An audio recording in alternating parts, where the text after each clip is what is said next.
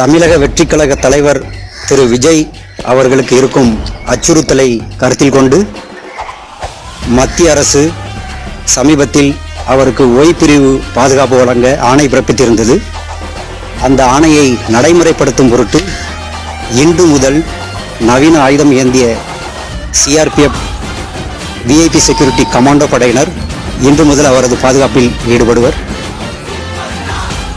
தமிழக வெற்றிக் கழக தலைவர் செல்லும் இடம் மற்றும் தங்கும் இடம் தமிழகத்தில் எங்கெல்லாம் இருக்கிறதோ அங்கும் இந்த செக்யூரிட்டி கவர் ரவுண்ட் த கிளாக்ல இருக்கும். பாதுகாப்பு பணியில் ஈடுபடும் இந்த வீரர்கள் என்எஸ்ஜி, எஸ்பிஜி போன்ற சிறப்பு பாதுகாப்பு படையில் பணியாற்றிவிட்டு திரும்பியவர்கள். எனவே இவர்கள் முக்கியஸ்தர்களை இக்கட்டான நிலைமையிலும் அச்சுறுத்தல் சூழ்நிலையிலும் முக்கியஸ்தர்களை எப்படி பாதுகாப்பு வழங்க வேண்டும் என்பதில் பயிற்சி பெற்றவர்கள். இவர்கள்